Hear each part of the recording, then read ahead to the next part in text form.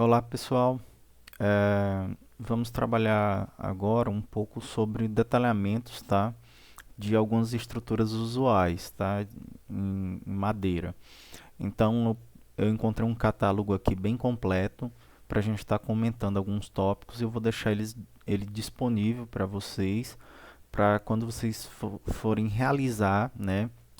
O dimensionamento da estrutura do trabalho de vocês, ok?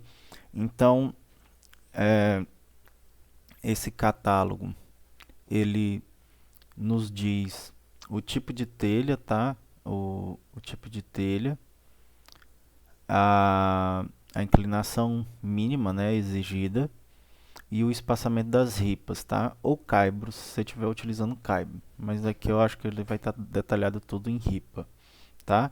Vai ter o peso específico do material, né? Se você tem o acabamento em pinos, telha cerâmica, telha romana, então você pode estar usando essa tabela aqui como referência ou pegando as especificações do fabricante, tá? Então o que que acontece? É, eu tenho vários tipos de telha, né, que eu posso estar utilizando. A telha plan é a mais utilizada, né? Então você tem aí 24 telhas por metro quadrado, 55 quilos por metro quadrado, com a inclinação mínima aí de 25%, né? E tendo aí um espaçamento entre as ripas, a galga dela de 35 centímetros. Tem telha francesa, telha de concreto, né? Aí vai depender da forma, e entre outras opções, tá? E também tem cobertura verde, pode estar sendo feita, né? Essa cobertura verde. Basicamente, a gente tem no telhado um, uma estrutura onde eu tenho os caibros, né? Vigas, caibros, né? E ripas que vão segurar as telhas, né?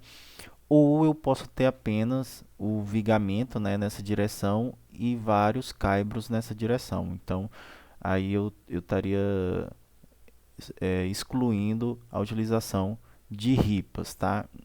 Esse aqui é um modelo mais clássico mesmo que você vai estar vendo, né? Que é a utilização é, das ripas, tá? Mas hoje em dia, em algumas construções, a gente vê mesmo só a utilização de vigas e caibros, tá? E aí, aqui tem a nomenclatura, né, da treliça e tudo mais. Então, eu tenho também alguns sistemas de travamento, né, de mão francesa e tudo mais, né? Então, aqui é sistema de travamento. Pode ser feito também com peças metálicas, né, tirantes metálicos, no caso esse contraventamento aqui. Esse aqui, essa mão francesa, né, ela é feita mesmo com madeira. Aqui você está vendo que o exemplo é com eucalipto, né? E aqui a questão dos nomes das, das estruturas do telhado. Isso aqui vocês já viram em sistemas construtivos. E aqui eu tenho o espaçamento, né? Se eu tenho o vão dos caibros, né? Então eu vou aqui tá a imagem ilustrada, né? Então o vão aqui da viga e o espaçamento entre os caibros, né? Então já especifica o tipo de telha, se é sem forro, tá? Ou se é com forro e calcula o carregamento. E ele dá aqui um detalhamento para a utilização desse tipo de madeira, tá? Que é a utilização com eucalipto. Então, vão livre, né? O vão entre as vigas e o espaçamento, tá? Dos caibros.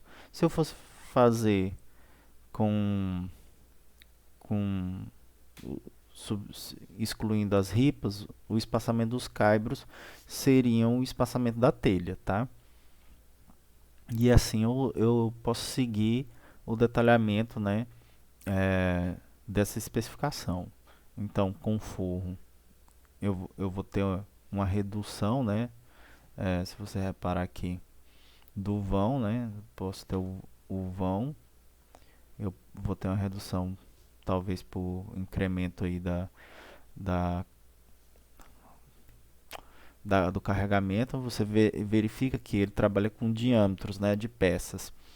Então tem um diâmetros aqui de 11, 13, 15 centímetros, né?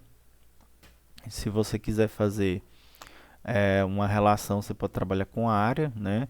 Você verifica mais ou menos qual é a área aqui desses diâmetros e mais ou menos a área de peça que você vai precisar ter, né?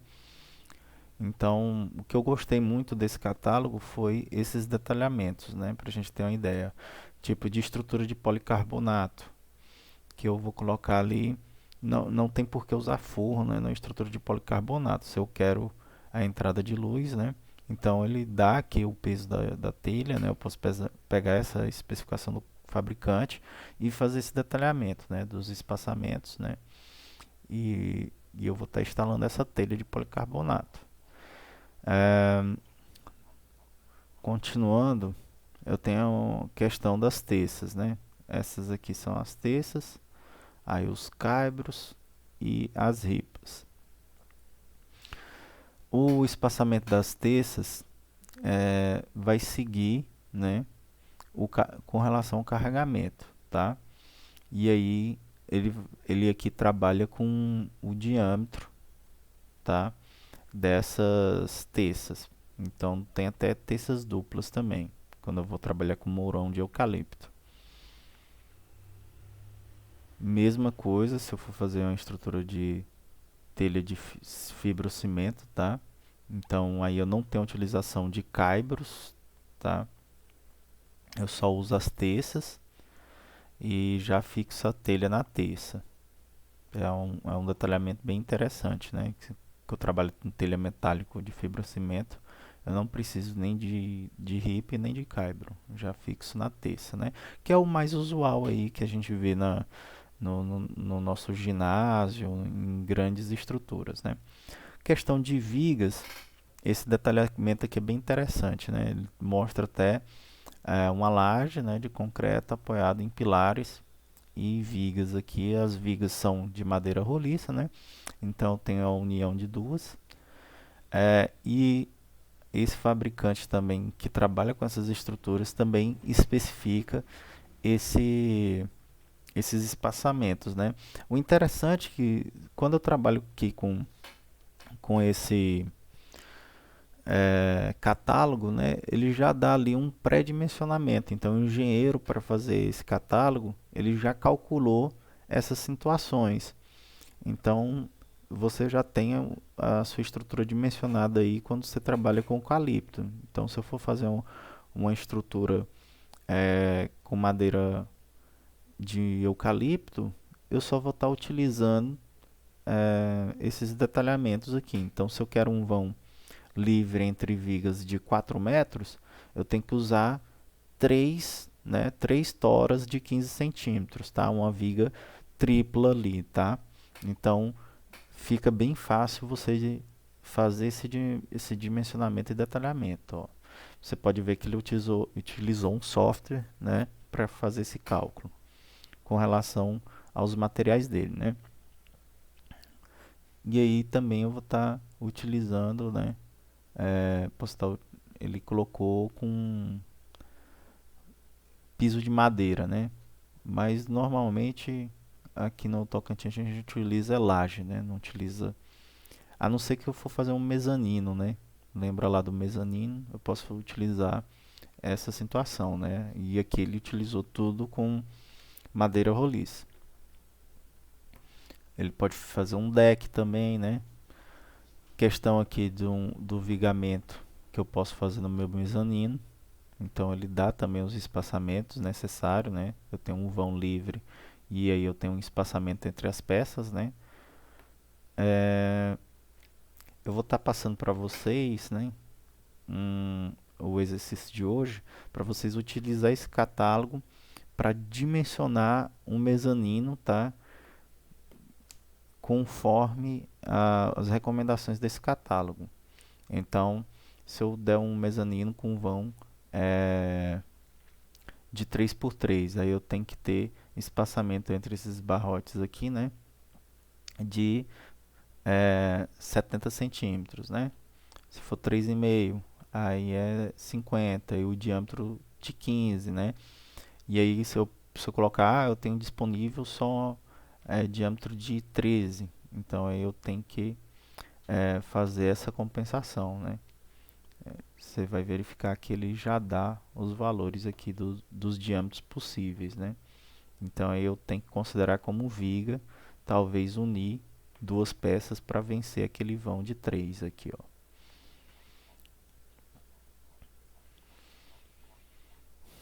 Outro detalhamento interessante que eu achei aqui foi a questão dos pilares, né? Então ele trabalha com pilares, peças simples e peças compostas, né? Duplo e quádruplo, tá? Poderia ter triplo? Poderia, né? Então, ele dá a questão do diâmetro, o uso, né? Varanda, pergolado, residências de um pavimento, e ele vai dando por pavimento, né? Varandas e de um ou dois pavimentos, e aqui, né? Galpões, estruturas altas, usando quatro, né?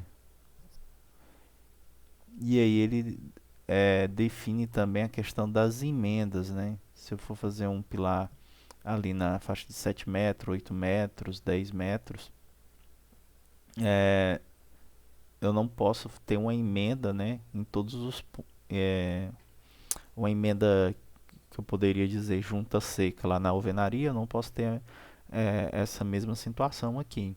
Então tem que fazer uma emenda de transpasse, né, para não ter esse local frágil no meu pilar. Outra coisa também que deixou bastante interessante aqui é a questão do detalhamento da minha ancoragem do pilar, tá? Então aqui eu tenho um detalhamento que você vê que aplica, né, um,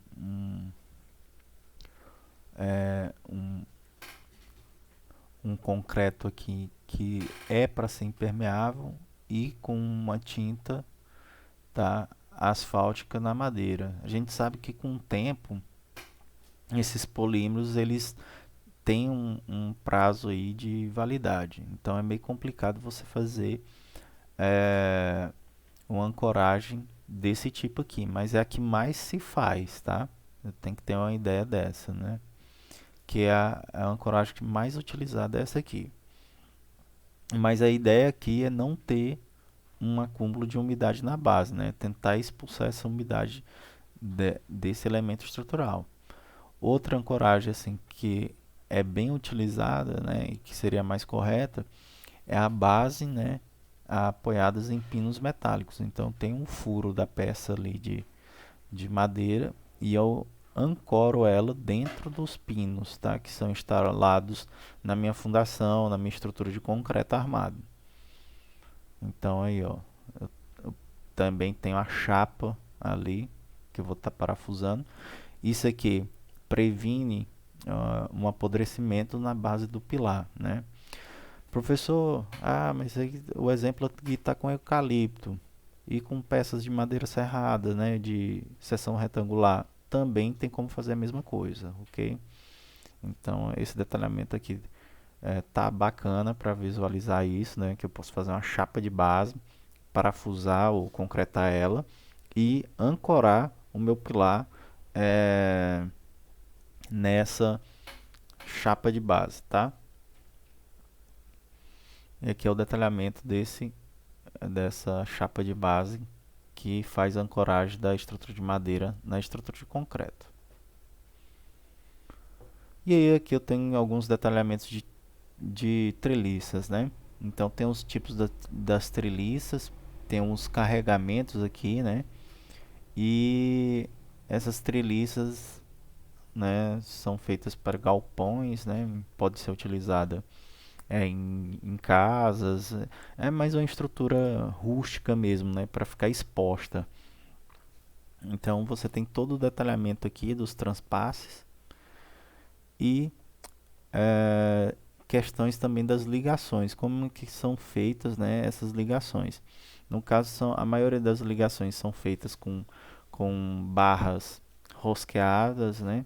Então, porca, parafuso e essas barras de rosca sem fim. É muito, apesar da gente pensar que seja complicado fazer essas ligações, se a madeira ela tiver retilínea, é bem fácil você fazer essas ligações, tá? Até com a madeira um pouco empenada é possível fazer.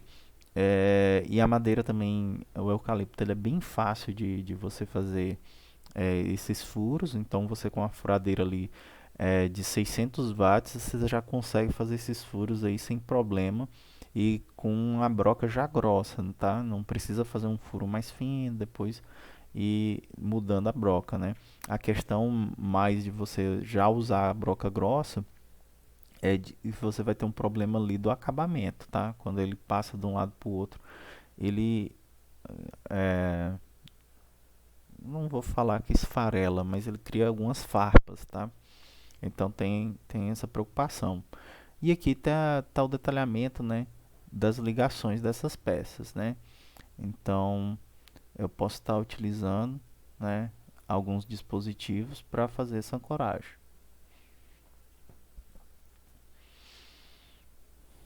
Deixa eu ver se tem mais um. Tem um detalhamento de corte, tá?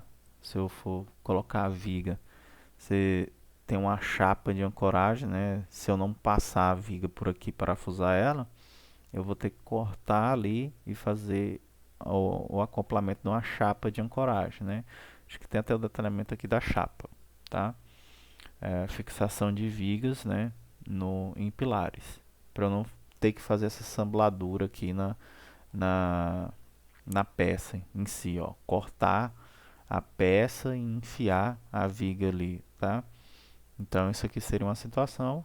E aí eu vou estar passando um tirante por dentro, né? Imagina o trabalho que dá para fazer isso aqui, né? Cortar nessa angulação e parafusar isso aqui, tá? Interessante que você faça um tratamento, seja barras inoxidáveis e parafusos e parafuso não, a porca e a arruela também inoxidável, para você não ter um problema de corrosão aqui dentro, tá? No mais, era isso aqui que eu queria mostrar para vocês. Eu achei bem interessante esse catálogo, né, com relação à madeira roliça.